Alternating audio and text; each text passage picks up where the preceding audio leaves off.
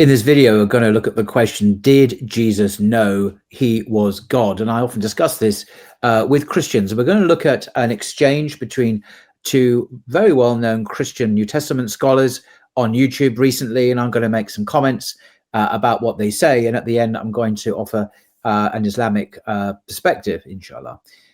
So just to introduce the people concerned, one is called Tom Wright. He's very well-known, famous, prominent New Testament scholar. He is a former Bishop of Durham in the Church of England.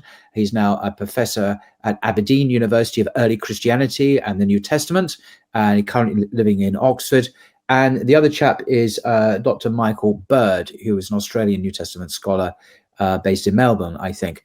And their latest joint work is this, actually, called The New Testament in Its World, an Introduction to the History, Literature, and Theology of the First Christians. And this is a huge, weighty term. And I've not read it all the way through. It's not really that kind of book. It's more like a reference work going through the various New Testament texts. But that's their latest one. And you can tell by the font size there, NT Wright, as he's technically known, a slightly larger font than poor Michael Bird, who gets a smaller billing there. But anyway, so I'm going to share with you. Here we go. I'm just going to rewind this to the beginning. And what we're going to see is an interesting debate or discussion between these two. And it's pretty self-evident what's going on. So about sacred places. So let's kick off. We've got a question from Bill Coombe in Dubai about, did Jesus know he was God? Bill asks, I do not think that Jesus knew he was divine in the same way that we know we are cold or hot, happy or sad, male or female. It was more like a kind of knowledge we associate with vocation. Now, that's a quotation from Simply Christian, your own words there, Tom. And he asks, Tom notes this, plus the paragraph that follows brings us to, again quoting you, the borders of language as well as theology. Reading this was simultaneously thought-provoking and unsettling for me. It would be helpful to have Tom unpack it a bit further. Now, by the way, why has this question even come up? Because I've read most of Tom Wright's books, especially as a Christian. I was a big fan of his. He is not a fundamentalist, but he is very conservative. And so for me as an evangelical Christian, you know, he was someone one could read and not feel threatened by. But he did have some slightly off views. And this was one of the questions about Jesus allegedly being God. When he addresses this, he seems to say, yes, he was. But the way he says it is really, to many people, odd and a little unsettling, as it was for me too. And it's interesting in the way it is unsettling and what the Bible actually says. So let's listen to a bit more. Well, I can say, Tom, I've had the exact same question asked to me about your writings. People have said to me, does Tom think that Jesus really believed he was God? Or did Jesus believe he was God in the same way that someone called it could, or in the same way they might think they're in love with someone? And some people wonder whether the knowledge of being God that you attribute to Jesus isn't a little bit too light and indecisive. Or should Jesus have known he was God in the same way that he knows he's a human being? Tom, in what way, in what sense, did Jesus understand his divine identity and his divine vocation? Good question. Wow, this could be the subject for a string of seminars. Indeed, just recently in Oxford, there was a paper given at a seminar on Did Jesus Know He Was Divine, which was kind of amusing because when my son, who was at the seminar, came home and said at supper what the seminar had been about, his son, my grandson, hadn't met the word divine before, except in one context, which was when he was with my wife, his grandmother, making a delicious dessert. And my wife's comment on the delicious dessert was, "That's divine." And so Leo, who was then, I don't know, 7, I think, this was the only meaning he knew of divine. So when Oliver, my son, came home and said, we were discussing, did Jesus know he was divine? And Leo said, wait, did Jesus know he was yummy? And of course, the whole family just cracks up. It's a classic Christian humor, by the way. If you're not used to this, where, you know, this kind of jokey theology about God is seen as quite acceptable. For other people, it's not quite so tasteful, but nevertheless, this is pretty characteristic of kind of evangelical humor or Christian humor. No, Leo, that's not what. So what are we talking about? But as often with children, the follow-up question really gets you to the heart of things.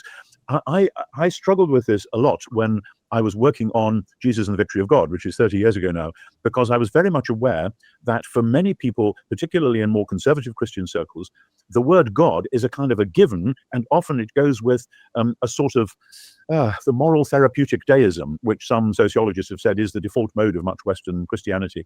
That the idea of the omnipotent being in the sky who runs everything and does everything, etc., etc. Did Jesus know he was that being? And I've heard. Now, this is a very interesting point, actually, and kind of a sociological and psychological point that in his view, for many, many Christians in the West, they have a kind of a moral therapeutic deistic understanding of God. Now, this is not necessarily the God of the prophets, by the way, but this is his backdrop against which he then presents his own understanding of who Jesus was. But what's missing from this, very interestingly, is the Jewish Bible's own understanding of God.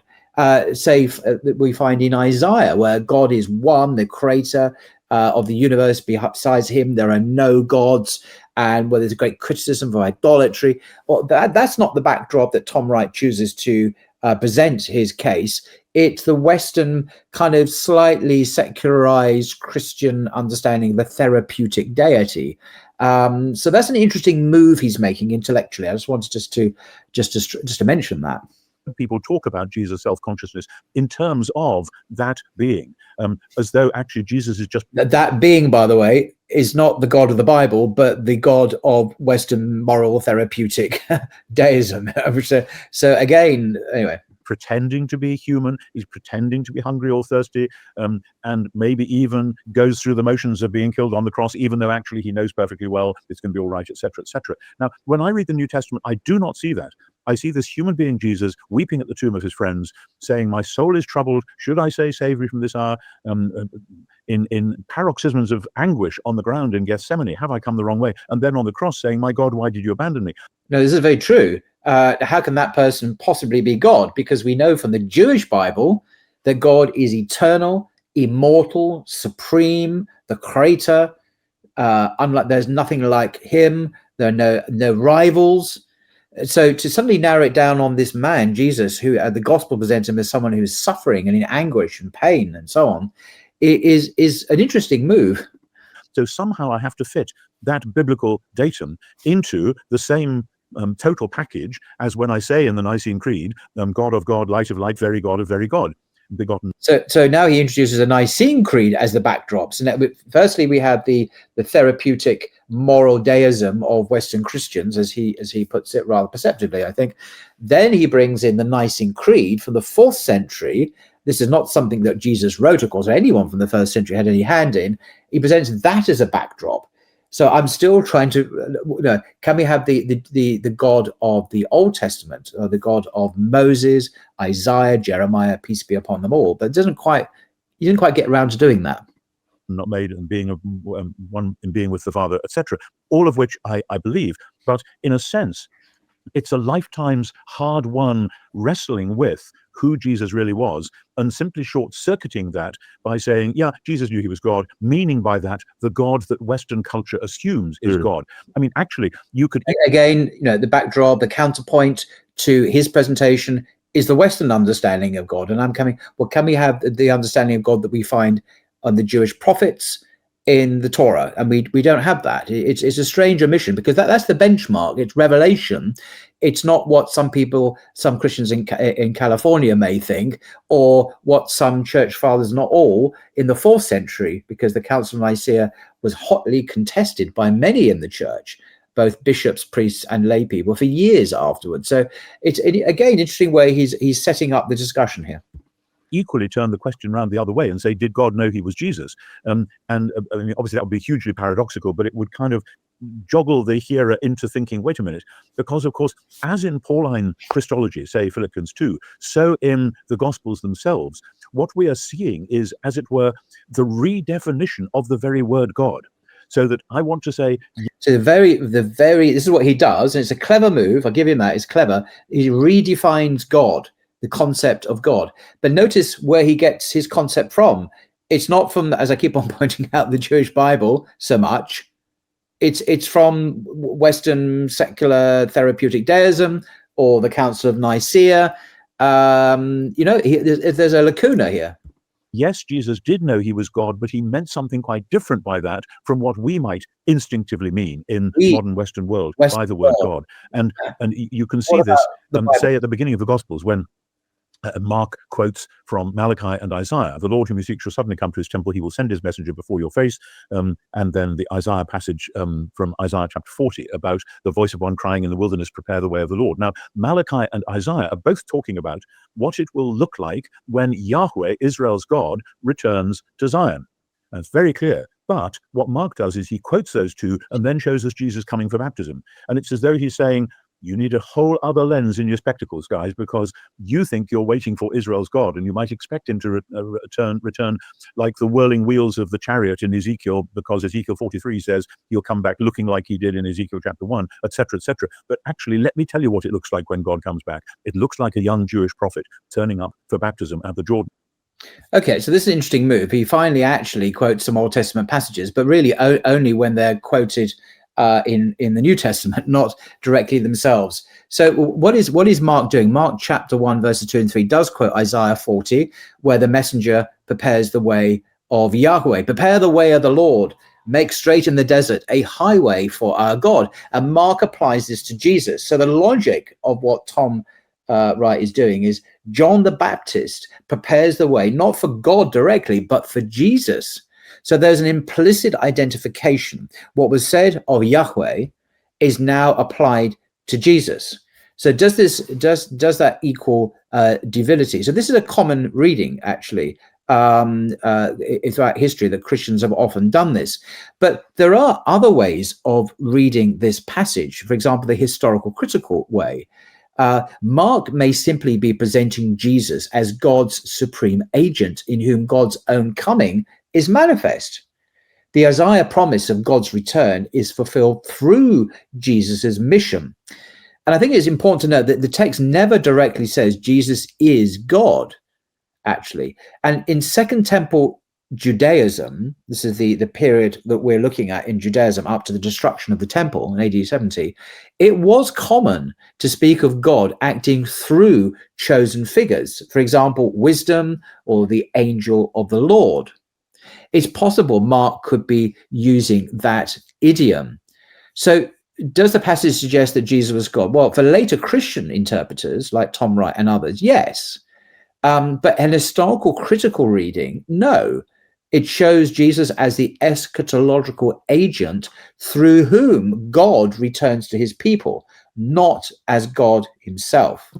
Now, this is an alternative that Tom Wright fails to mention, and it is actually the dominant view in New Testament scholarship. Remember what I said at the beginning? He's very conservative. So he's going to choose options that most closely align with traditional Christian theology. But historical critical academics don't normally do that so much. So I think the best case we can say for Tom Wright is that the passage is ambiguous. It's open to interpretation. Mark uses some quotes in Jewish scripture that could be read as what's called divine identity language, but they could also very well fit in with Jewish categories of agency. So I don't think he has established his case at all with great force. And then I kept on referring to the backdrop of the Jewish prophets, which he doesn't mention in terms of their actual teaching. And the book of Isaiah, for example, is one of the most explicitly monotheistic bits of the Hebrew Bible, particularly chapters 40 to 55. There's amazing monotheistic statements. So you've got Isaiah 43, verse 10, before me no God was formed, nor shall there be any after me. I am the Lord, and besides me there is no Savior. Isaiah 43, verse 10. Isaiah 44, thus says the Lord, the King of Israel, I am the first and I am the last. Besides me there is no God. Isaiah 45, I am the Lord, there is no other. It goes on and on. Isaiah 46. So Isaiah's language goes way beyond henotheism. This is the idea that, well, Israel's God is the one true God, and you mustn't follow the other deities. He's gone beyond that into clear monotheism. There's no other God. They're all idols. And And it's interesting when you compare that with Quranic teaching about Tawheed, the oneness of God. So in Isaiah 45, Isaiah says, I am the Lord, there is no other. Besides me, there is no God. It's just one. It doesn't mention three. It's not we are the Lord, a Trinitarian, but I am the Lord. The Quran says, say, he is Allah, one, Ahad, Allah, the eternal refuge. He neither begets nor is begotten, and there is none comparable to him. This is Surah 112, of course. So both of these reject the existence of any divine rivals. No other gods exist. The Quran obviously says that. And there's lots of polemic against idols in Isaiah and the Quran. And they're both universal about the humankind. God creates everyone, and he is sent to the ends of the earth. His message is to be sent to the ends of the earth, and so on. So, this is the comparison here with Islam in many important ways, I think. Anyway, moving on. And then same thing in Luke 19, when Jesus talks about you didn't know the day of your visitation. What does it look like when God comes back? It looks like a young Jewish prophet riding down the Mount of Olives in tears, denouncing Jerusalem, and then going off to celebrate a meal with his friends and going off to die on a cross. So what we are seeing is the redefinition of the word God. So we can't simply say, did Jesus know he was God, where we know in advance what the word God means. But we do know in advance what the word God means. And this is a peculiarity of Tom Wright's argument. I have a huge respect for him as a scholar, and he's a very good writer, I must say. And his library, by the way, behind me, I mean, makes mine look very puny. So I'm very envious of his great library. But anyway, but we do know what God is like. I've just quoted you passages from Isaiah. There are many other passages. Deuteronomy 6:4, the Shema. This is something recited by pious Jews at least 3 times a day. Hear, Shema means Hebrew for hear, O Israel, the Lord our God is one. The oneness of God is stressed. This is Tawheed, and it's reaffirmed in the same language in Surah 112, Echad. Echad, Hebrew, Achad in Arabic. The Quran, God specifically chooses exactly the same word, the Semitic word for one. There are other words for one that could have been used to stress the divine monotheism. So we do know what God is like. We don't have to interrogate the Gospels for that. That's the Jewish Second Temple context. And we know in Mark's Gospel, for example, again, another reason why Mark chapter 1 is not talking about Jesus as God, because Jesus dies on the cross. He cries out in despair, my God, why have you abandoned me? This is not God speaking. God, there's only one God. God is not addressing God. And also, why is God, in inverted commas, calling out why? I mean, don't you know? I thought this was your whole purpose and mission, according to Christian theology, is to die in the first place. And when it actually happens, you have no idea what's going on, and you complain and in despair about being abandoned. It doesn't make any sense, you see. If the narrative flow was consistent, you wouldn't have these kind of anomalies, these strange ideas. So Jesus dies. Well, God doesn't die. God is immortal. The Quran says that. The Bible says that. God is eternal. God is immortal. God doesn't die. Anyway, let's hear some more from Tom Wright. And then we're saying, did Jesus know he was that? Rather, the whole New Testament is saying in different ways, look hard at Jesus and see that everything he did and said was a reinterpretation of what the word God actually means. Now, that's why I've talked about so you're reinterpreting God. This is very fishy. Imagine if you're a first century pious Jew, an educated Jew who could read the Torah in its original language, and then you hear this argument, you're thinking, well, hang on, I know what God is like. God has been revealed to prophet Moses, upon him be peace. Remember the Shema. And we know what God is like from Isaiah, those wonderful monotheistic chapters, from chapters 40 onwards. We don't have a blank slate here. We have our true understanding of God, the creator, the supreme. There is none like him. He is one. Never says God is three. You see, there's an absence of three when it comes anywhere in the Jewish Bible. So this is a strange move to say, well, now we must jettison all that, ignore all that, and just pretend that Jesus is this God who suffers and dies and doesn't know things, doesn't know the date of the end, and says, why do you call me good? No one good but God alone, in Mark 10, and so on. This is a very awkward, strange fit, I think. And I'm willing to give Tom Wright a lot of slack on this because I respect him as an academic, but is the argument a good one? And that's why I'm doing this video. About this in terms of vocation, because I'm not sure that most of Jesus' contemporaries were thinking like Jesus was, that maybe God will come back in some quite different way. And especially this is about the humility. Yes, most of his contemporaries were not thinking like that. Why? Because if we're talking about his educated Jewish contemporaries, they were not expecting the Messiah to be God. The Messiah was a human being who would be victorious over his enemies. He is not in the Jewish Bible ever seen as Yahweh, who's meant to come and die for the sins of the world. This is absent from the Jewish Bible. And the vulnerability of God, the God who comes to die on the cross, that is almost unthinkable in the first century and in the 21st century. Yes, it is. Why is it unthinkable? Not because we have, faulty, limited. We don't really understand the brilliant Tom Wright answer. It's because the Bible is clear that God is not a man. God doesn't die. God is not. God is not someone who suffers. Like a human being, like an animal who gets crucified. No one expected this because it's not consistent with this extraordinary teaching about monotheism. So this is the problem. So as long as we're prepared to say Jesus is constantly offering, and the early church in worshipping Jesus is constantly offering a redefinition of the word God, then I'm very happy to say, yes, Jesus did. But because it is such a radical redefinition, yes, it is a risk. It is a matter of vocation. Jesus must have known again and again throughout his life, and especially going to the cross, that he might just be deluded, that it is failed messiahs. So this is the bit that's this you can see, but poor old Michael Bird there thinking, yeah. He actually said that Jesus might have thought that he was deluded on his way to the cross, and I think Christians are thinking, how can Jesus think he was deluded? He was God. He's clear sense of mission. This is where it's unsettling. This word right at the beginning of this video. People are unsettled by Christians are unsettled by Tom Wright's words. It doesn't affirm the deity of Jesus unambiguously. It seems to fit rather lightly on Jesus' persona and his mission. It seems to me, anyway.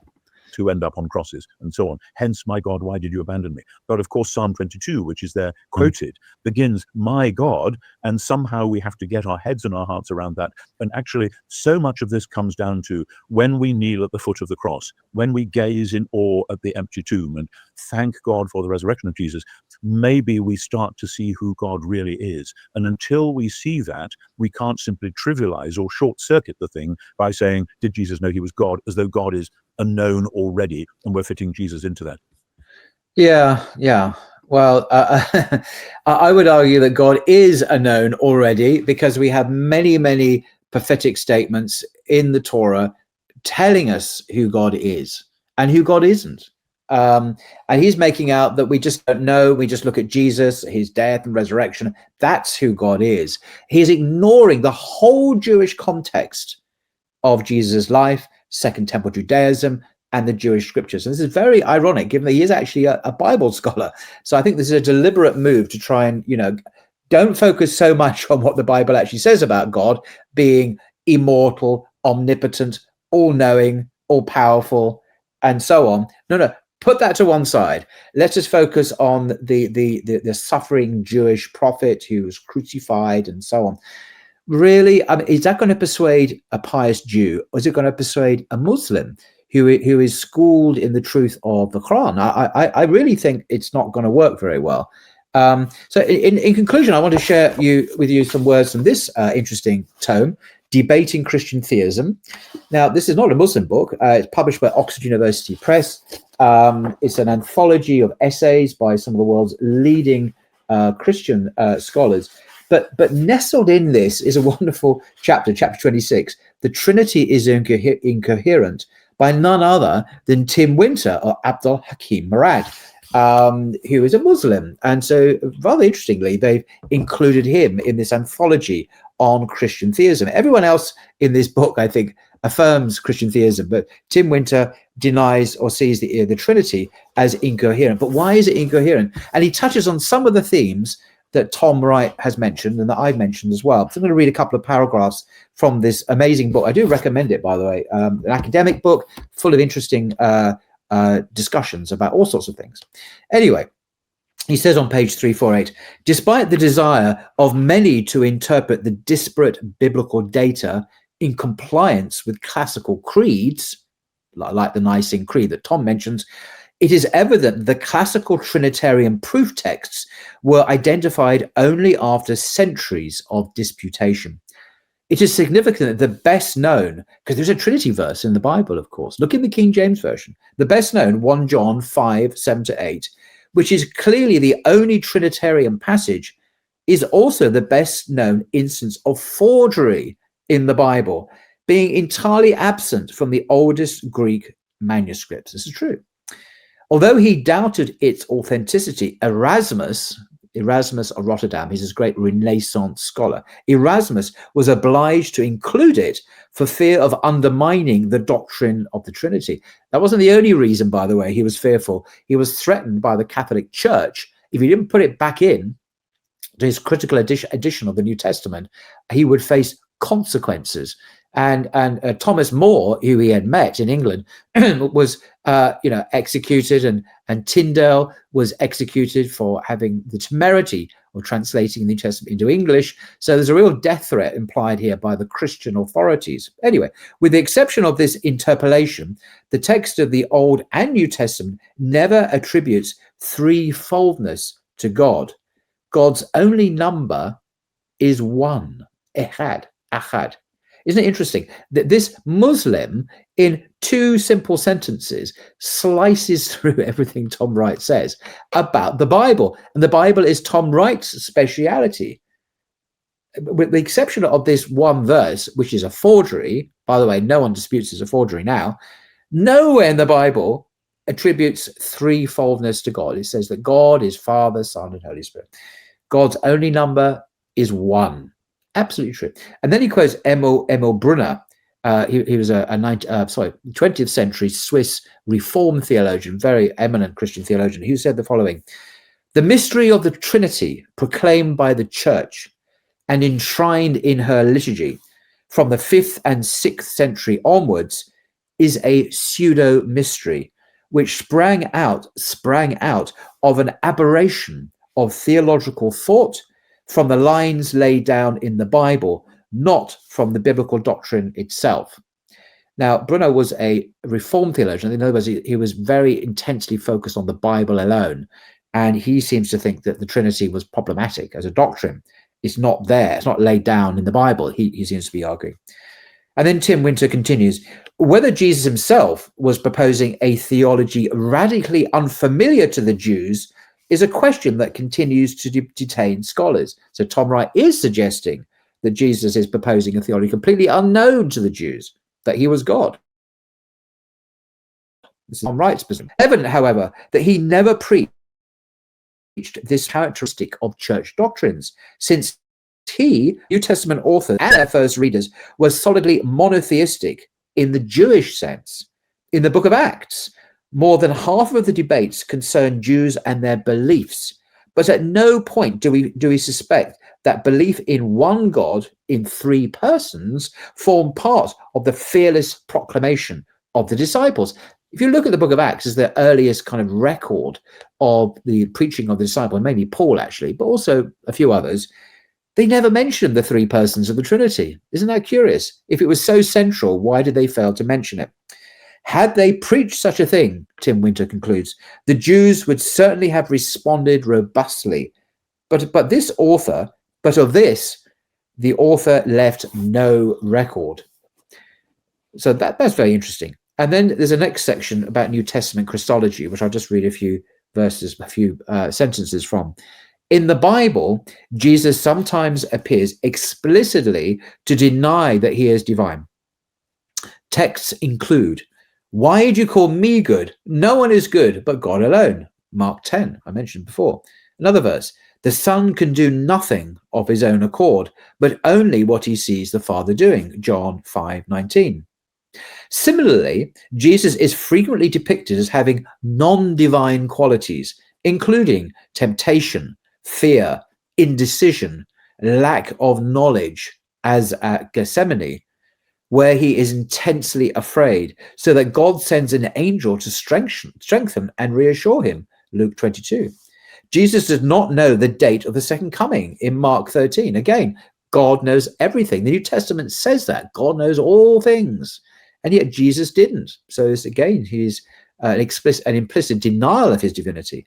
Again and again, he is portrayed as obedient to God, as sent by him, learning obedience, Hebrews 5:8.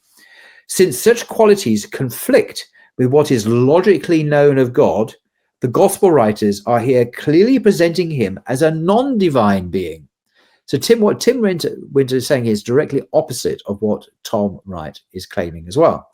Later generations seeking to harmonize this with the evolved doctrine of his fully divine nature, that's what Tom Wright does, he cites the Nicene Creed, developed on the basis of Philippians 2:5, the idea of kenosis, is a Greek word, whereby God, as a second person, emptied himself of aspects of his Godhead during the 3 decades of his existence on earth. The consequence of this was a double paradox, and this is where Tim's eloquence comes in. Not only can a single entity be fully divine and fully human, i.e., infinite and finite simultaneously, but that same entity can disengage aspects of deity at will without becoming less fully divine and thereby impairing the perfection of the incarnation or the atonement. I like the way disengage aspects of the deity. So Jesus can disengage his omniscience, doesn't know the date of the end. He can disengage or detach his all-powerfulness, alleged all-powerfulness, because Jesus is clearly weak and vulnerable, and so on and so on. So but I asked a Christian the other day, and I didn't actually get an answer. It was actually on YouTube. I won't mention which program it was. And I said, what is the essential deity that can be left after you take away Jesus knowing everything, or Jesus being all powerful, or Jesus being immortal? What is this rump of deity? Is a very blasphemous kind of question in a way to put. And he didn't have an answer to that. Because if God is not all his attributes, what is God? What's left, this kernel of deity left? And they had no answer, because it's an absurd question, of course. God doesn't change like that, completely change from being all knowledgeable to being ignorant, to being all powerful, to be weak, to be immortal, eternal, to be someone who dies, etc., etc. This is not coherent. Hence, an incoherence. The Trinity is incoherent, according to Tim Winter here. And I could go on, actually. There's some marvelous stuff I say in this book.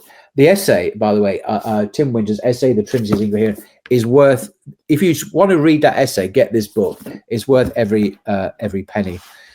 So I guess that this is kind of my response. So I think Tom Wright is a clever man. He's an excellent, brilliant biblical scholar. But his theology, his Anglican traditional evangelical theology, because he was a bishop, as I say, in the Church of England, means that he reads the scriptures, Christian scriptures, in a particular way, which is often not historical, which takes them away from their Jewish context, means he has to ignore the elephant in the room, which are the prophets of the Jewish Bible and what they teach about God clearly, repeatedly. He has to ignore all that and focus I don't mean to be rude, but focus like an idol on Jesus. And if Jesus suffers and dies and doesn't know things and is weak and is tempted and is fearful and so on, that is what God is like.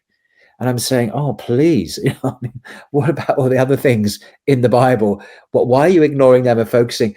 Wouldn't it be easier? Wouldn't it be more convincing? Wouldn't it be more spiritually authentic to actually accept what the prophets taught about God and to understand that Jesus is not what they are talking about?